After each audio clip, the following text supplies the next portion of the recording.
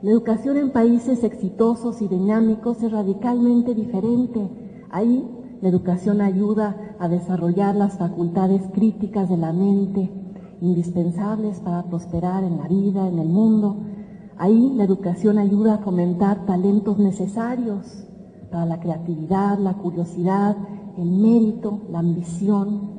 Nutre una cultura de aprendizaje en la cual los alumnos viven con la boca abierta, con la mano alzada, preguntando, procesando, debatiendo con sus maestros y no nada más copiando lo que escriben en el pizarrón. Ahí la educación premia el ingenio, la irreverencia, la capacidad para resolver problemas y no solo lamentarse ante ellos. Eso es a lo cual debemos y tenemos derecho a aspirar. Un México capaz de triunfar gracias al vigor de su sociedad, un México abierto al mundo, a ideas, a inventos, a bienes, a servicios, a personas, a culturas, un México capaz de adaptarse a las nuevas circunstancias globales, un México capaz de crear los hábitos mentales que promueven la participación en vez de la apatía, la crítica en vez de la claudicación, el optimismo de la voluntad por encima del pesimismo de la fracasomanía. Un país de personas educadas para pensar por sí mismas, que no necesitan a políticos, a líderes sindicales, a maestros o a intelectuales que les digan cómo hacerlo. México solo prosperará cuando su gente esté educada y muy bien educada. Y eso entrañaría, para empezar, reconocerlo como lo hace este reporte y actuar en consecuencia. Urge derribar la pared mediante un cambio de actitud, un cambio en los maestros y un cambio en las reglas. Urge un conocimiento básico de la deplorable situación de la educación actual, conocimiento que provee Mexicanos Primero, porque de momento tenemos lo que nos ofrecen y con eso nos conformamos. Urge mejorar a los maestros, porque es cierto, ningún cambio puede hacerse sin o contra ellos, pero tampoco ningún cambio significativo puede dejar de modificar profundamente las reglas del juego vigentes, creadas para un modelo autoritario y vertical, corporativo y opaco. Urge cambiar las reglas para que la educación no sea vista como un instrumento de ingeniería social del régimen o de reclutamiento electoral del gobierno, sino un trampolín para la prosperidad de los mexicanos. Urge hacer lo que han hecho países como Corea del Sur y Singapur y Canadá y Finlandia y China, países que entienden a la educación como un factor crucial para la movilidad social. Entienden a la educación como un reto principal y no solo como una variable residual.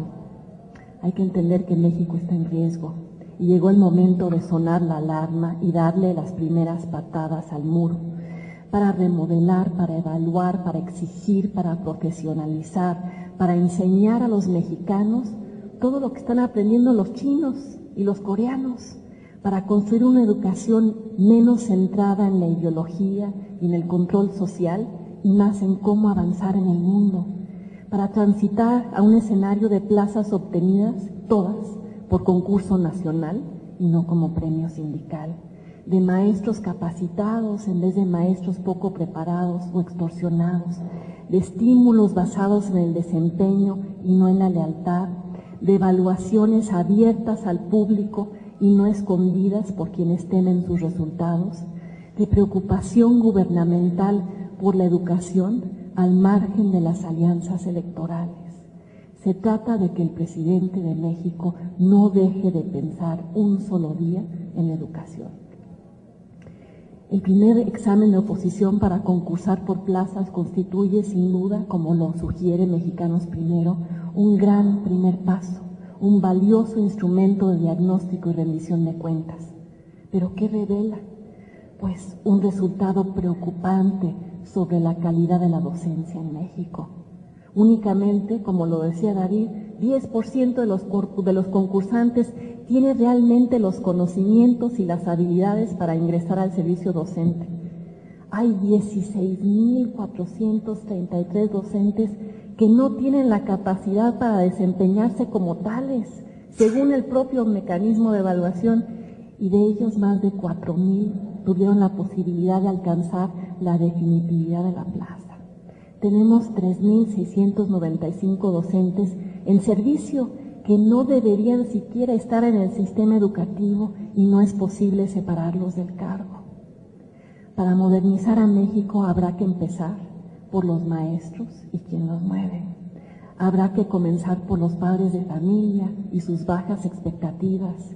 Habrá que comenzar por el gobierno y sus cálculos políticos.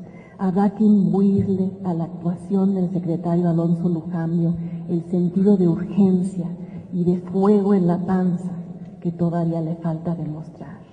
Habrá que insistirle a Felipe Calderón que el Bester Gordillo puede ser una aliada, pero habrá que obligarla a actuar y a pactar de otra manera con otros objetivos. Nunca como ahora la política educativa había estado tan controlada por el sindicato y ante ello se vuelve imperativo que la SEP recobre la rectoría que perdió.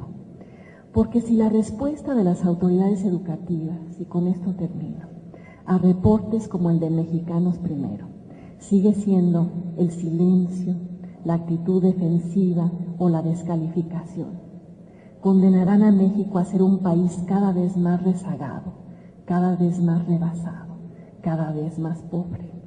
Porque si no se instituye un padrón único de maestros, si no se transforma la educación normalista, si no se crea un programa de formación continua de profesores, si no se implanta la certificación obligatoria para los docentes, si no se involucra a la sociedad civil en una revolución educativa, México seguirá siendo un país parapetado detrás de las excusas y el miedo y la tibieza y la renuencia de tantos a pagar costos políticos. Porque si el gobierno le permite al Bester Gordillo obtener recursos y puestos y posiciones sin comprometerse a fondo con ese primer paso que es la Alianza por la Calidad de la Educación, pues Alonso Lujambio terminará siendo otro secretario de Educación Pública que prefiere añadir ladrillos en vez de dar la batalla por su destrucción en nombre de los niños de México. Y Felipe Calderón acabará convertido en otro presidente que prefiere apuntalar al muro en vez de desmantelarlo. Para que México sea un país ganador para muchos y no solo para unos cuantos, el gobierno deberá, de mano de la sociedad, de mano de los que están sentados aquí, derribar el muro de contención que hoy obstaculiza la creación de un sistema educativo moderno. Solo así será posible construir en este país una amplia clase media con voz, con derechos, con oportunidades para generar riqueza y acumularla. Solo así será posible crear mexicanos dinámicos, emprendedores, educados, competitivos, meritocráticos, porque la educación de su país les da herramientas para hacerlo. Porque si el cambio de paradigma que Mexicanos Primero promueve no tiene lugar, México seguirá siendo un país poblado por millones de niños parados frente a la pared. Muchas gracias.